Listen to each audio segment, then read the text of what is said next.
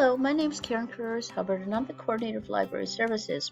I'm going to introduce you specifically to our version of the Ebsco Discovery Service, which we call EDS, or new EDS. There was an earlier version that many colleges had in the state of Massachusetts, actually, but we pioneered, or we have been pioneering over the last year, the new version. So there have been a few kinks in it, but I think we've got most of them resolved at this point. And so I'm going to show you this wonderful resource that we have. So let me show you how to get to it first. I'm on the Berkshire Community College's main page. I go ahead and click BCC Library. And from there, I scroll down a bit, and right here, this is EDS, right here, this little box here. I'm going to go ahead and type in climate change. That's a real broad term. And I'm going to specify peer-reviewed. So if you just want scholarly articles, that's what you want to click, peer-reviewed. So I'm going to give you an overview, and then I'll talk about how you will sign in when you're coming from home. If you notice up here, there is a welcome guest researcher sign in for access to all content. If you are off-site, if you're not on campus, you need to click this. Otherwise, you're not going to get into the articles. The reason is because we license these articles. So I've just done a general search, and I'm coming up with general results all over the place, actually, and a lot of them. So I see articles from CINAHL Complete, which is nursing and climate change. I see articles from Business Source Complete, which is business and climate change. So it's all topics. Another CINAHL, let's see, Academic Search Complete. So that's kind of a general database. Environmental Complete. So there's an environmental database. So because I didn't narrow my term to something more specific than climate change, I'm winding up with, articles, which sometimes is where you want to begin. You don't know which, quite where you want to go. You might want to just look at the titles and kind of familiarize yourself with the areas that climate change touches. There's also usually something called a research starter, which is an introductory kind of encyclopedia article about climate change or whatever topic you are looking up. And then sometimes they feature a particular publication. And in this case, it's a Wiley publication. So that's one kind of search that you can do. Going back here, if I click catalog only and not peer reviewed, it's going to take me to the Helm catalog. So the Helm catalog is a consortium of just about all the community colleges, I think but one, and a number of state universities. So what I'm searching is not just Berkshire Community College's catalog of books, e-books as well as print books. I'm searching all of those libraries. And it will take me to the Helm catalog. And I'll give you an example here of something, let's say, we do not have. Let's see if this is one that we do have or don't have, okay, so we don't have this book. I'm looking at all the colleges where it exists. But if I go ahead and click this, it'll take me, let's see, access now, retrieve catalog item. It should take me to the Helm catalog. There it is. And if we don't, because we don't have it, I don't see it here as being ours, I can place a hold on it. And I would have to log in and put in my password. So if you're a student, your login is going to be your student ID, and then your password is your 6-digit date of birth. So if you were born December 29th, 1960, it will be 12/29/60. If you are a faculty or staff, it's going to be your barcode on the back of your ID. That's your library barcode, and your last name in capital letters. So that's how you would order it if you needed to order the book. So how do we specify just our library? It's easy to do. You want to go to all filters. You want to go to location. And then you're going to have to scroll down. And when you scroll down, you'll see Berkshire Community College online, but that will just give you online books. And you can look for the books in our collection that are online, but if you are looking for a print book, you're going to have to scroll down a little more, click that more, I think it's at 26 more, and then you're going to look for Berkshire Community College without the word online, and just click that. Looks like we have 106 books on that topic. When I click the filter, apply the filter, and if I scroll down here, I should see books that are in our collection. For instance, this book that's the call number. The call number corresponds to where it is located physically in the library. If you happen to be coming into our library physically, we are open. On the spine of the book, on the I had a book here to show you. On the spine of the book, we have the call number written, and that corresponds to where it is located on the shelf. So in this case, it's QC903. That would be on the spine of the book. Somewhere on the back of the book will be this call number, and that is how you locate it in the library. Ask any of our library assistants or librarians. We'll be happy to help you find it on the shelf. This one, it says it's not for loan because it's in reference. So all of our books are downstairs, including the reference collection on the ground floor of the library. This one is located in HD, and you'll notice that some of these are in different places. This one is more in the sciences because it's in the Qs. HD would be more the social sciences. Different call numbers are for different sections or different subject areas within the library, but your main subject is climate change, which of course is across many subjects. In this case, this book says Massachusetts College of Liberal Arts, so you might think, okay, so where is that at BCC? Look to see if you see a plus and then more, and this is 5 more. And there's Berkshire Community College, I can see it, and there's the location, and it's also in the sciences. So that's how you find a book that is in our collection using EDS. And again, you want to use that one feature. I'm just going back to, let's see if it lets me to go back. Otherwise, I'll go back here. And let me cut out some of these because I have so much. You can then filter it down to just Berkshire Community College by clicking location, and you want to use that filter aspect. You could also just do a general search, like here's climate change, and if I just do a general search across all of our topics,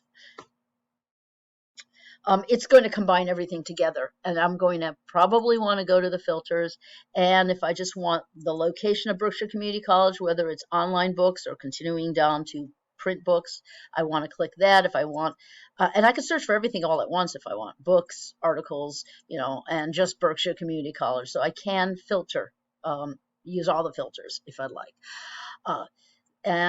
So that's some of the options that you have. I'm just going to point out a few things here before I specifically go into a book. So we have a few other items that are immediately of interest. One is publications. So if you're wondering where amongst all of our databases is a specific publication, or do we even have a specific publication, you could go right there, and let's say you're looking for New York Times. If I type New York, and I don't even have to type it all in, New York Times, it'll tell me every database the New York Times is in.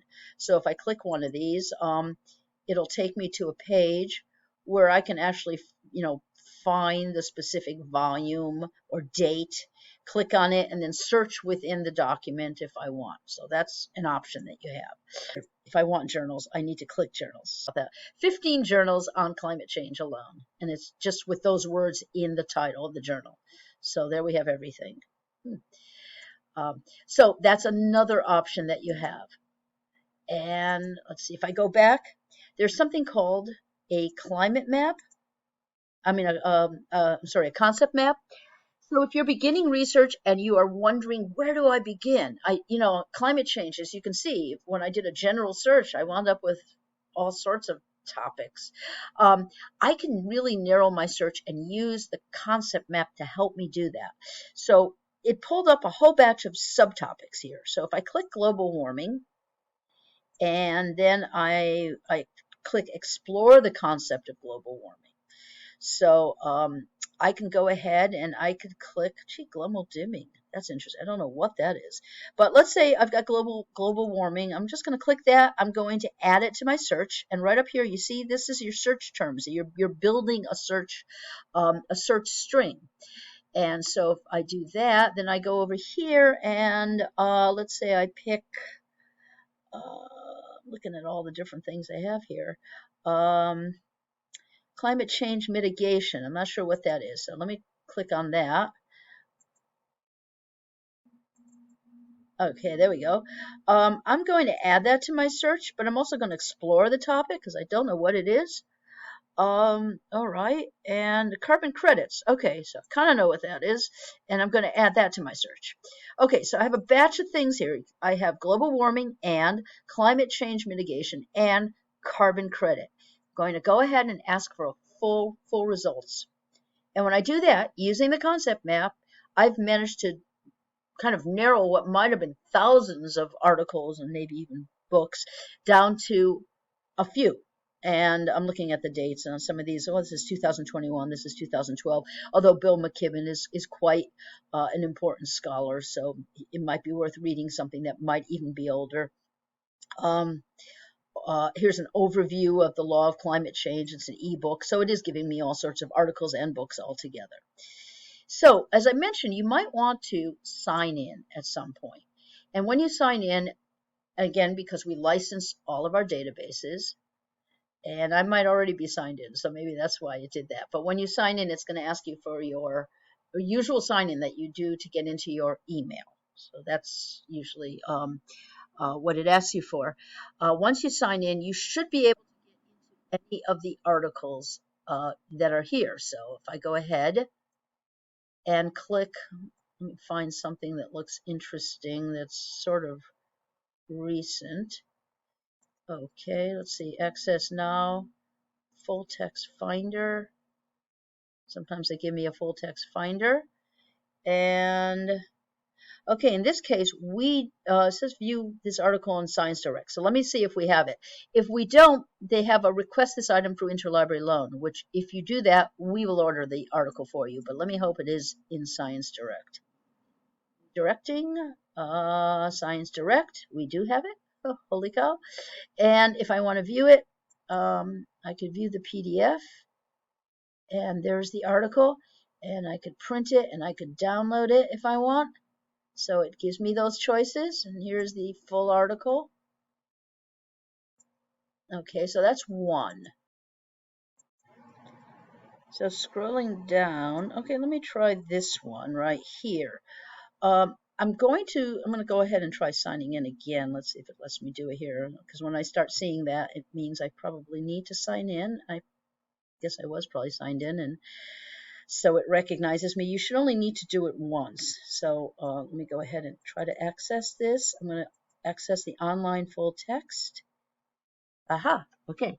So I am in. Now, all of our databases, Ebsco databases, are going to eventually look like this.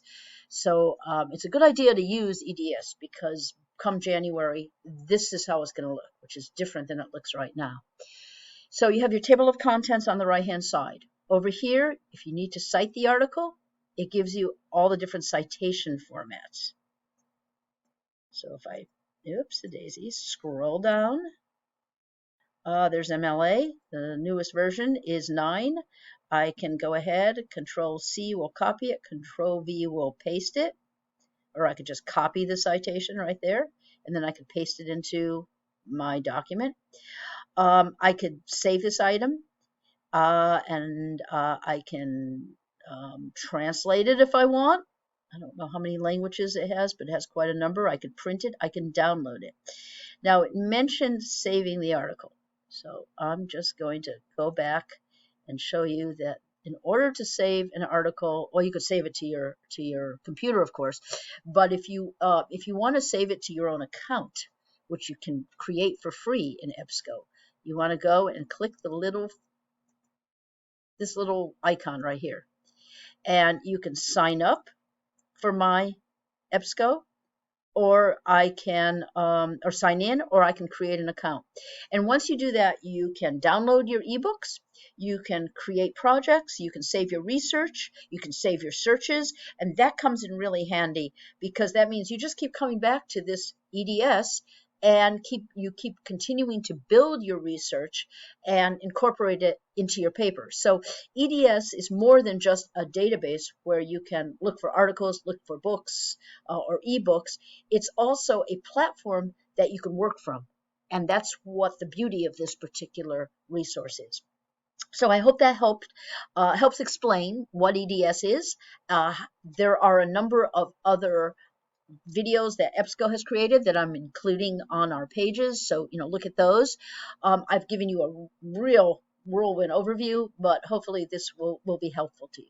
Thanks so much. And if you have any questions, contact either myself, I'm Karen Carreras Hubbard, or our reference librarian, Andrea Robert, and we'll be happy to help you with this. Thank you. Take care. Bye-bye.